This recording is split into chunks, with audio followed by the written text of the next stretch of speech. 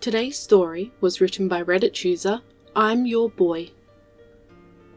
Operation Earthshade, final report of General Turvok. Begin transmission.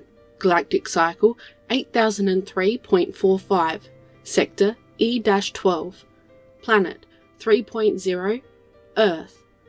This is Supreme General Turvok of the 9th Legion of the Ascended Dominion. I was once called the Breaker of 9 Moons, the one who silenced the Scream Nebula, and Turvok the Inevitable. Let the record show, I now request that all such titles be reconsidered.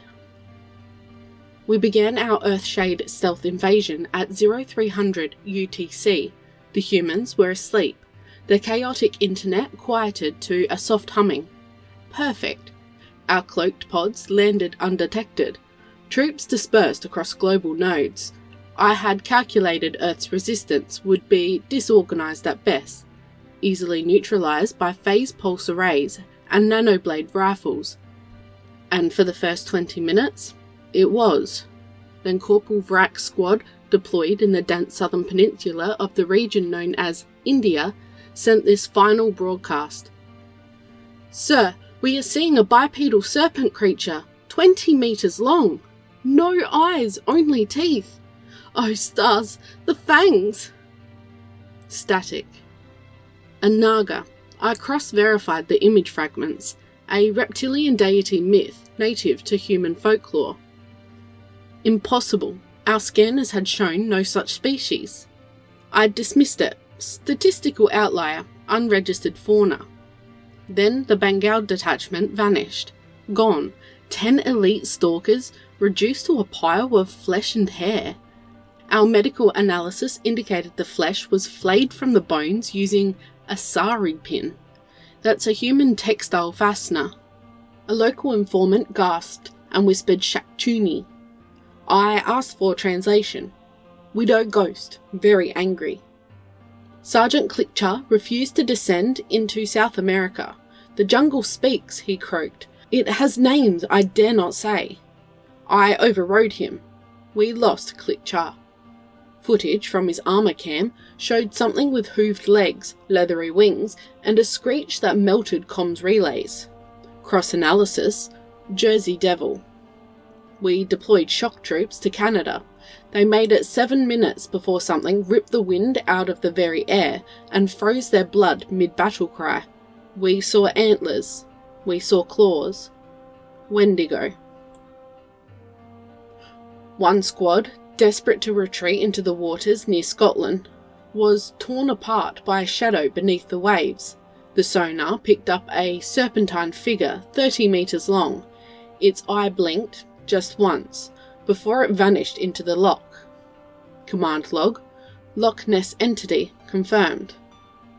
In Japan, I personally led the infiltration squad, Tokyo, silent, strategic, but something started crawling on the subway rails. Legless, faceless, dragging itself with impossible speed. I watched as Private Shi Tao was bisected at the waist, and the creature still screamed long after she was dead. Teka teka, whispered a civilian girl, calmly chewing gum. Excuse me, I said, baffled. What is that? She popped the gum. She hates people with full legs. Then she winked and vanished. In Malaysia, we lost aerial control. Mothman. Eyes like burning coal. It screeched electromagnetic interference. Our drones crashed by the dozens. Everywhere. India, Brazil, the Philippines, the Ozarks, we encountered them. Creatures that humanity had written off as myth, legend, or horror story. Cryptids, they call them. And the humans?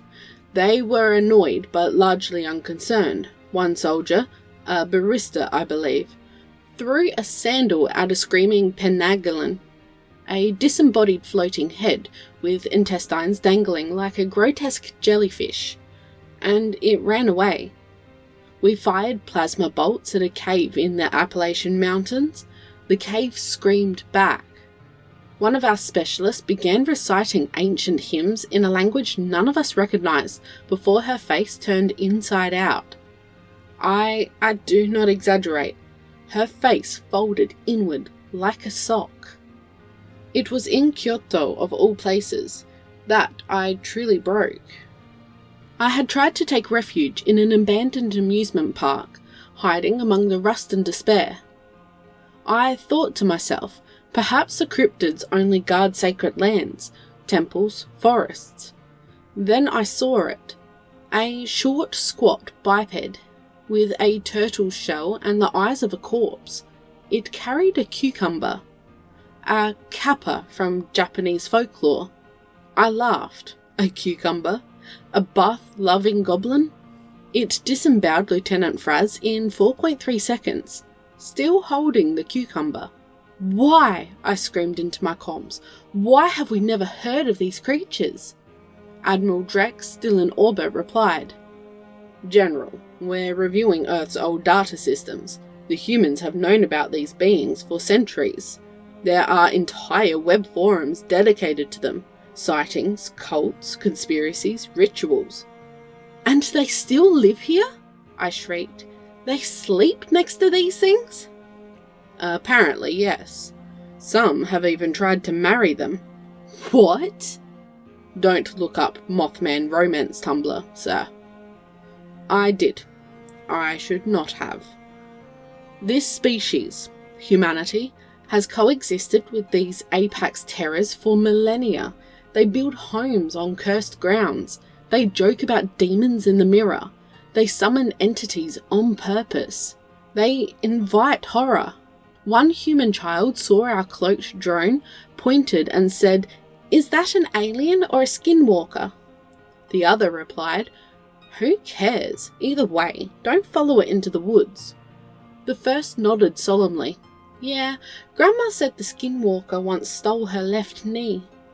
They were not joking. Our weapons do not work on the cryptids. Phase energy seems to pass through them, or worse, enrages them. One Wendigo grabbed a charged emitter and ate it. It ate the energy. Our PsyOps team tried telepathic warfare. They connected to an entity in Alaska. They haven't stopped screaming. We tried befriending one of them, a large humanoid with glowing eyes that lived in the American Midwest. It simply stared into the camera and whispered, "Stop asking questions." The camera melted. I personally visited an ancient cave system in rural India, seeking to broker peace with what we assumed was a fungal hive mind. Instead, I met something with too many limbs and a mouth that said my name before I introduced myself. We fled. And the humans? The humans thrive. They do not run, they do not hide, they tell stories, they laugh. One human told me over a campfire, "If the goat man gets you, just insult his horns. Works every time." I asked, "What happens if it doesn't?" She shrugged. "Then you die, but like, in style." She offered me a s'more. I took it. It was delicious. I no longer seek conquest. I seek understanding. How does this species endure the nightmares that shred our elite? How does it laugh in the face of dismemberment, hauntings, mind-melding terror? One human said to me, "Oh, we don't survive despite the monsters. We survive with them. That's the fun part." He winked. His shadow didn't match his body. I filed a report, possible shadow entity, or just Todd.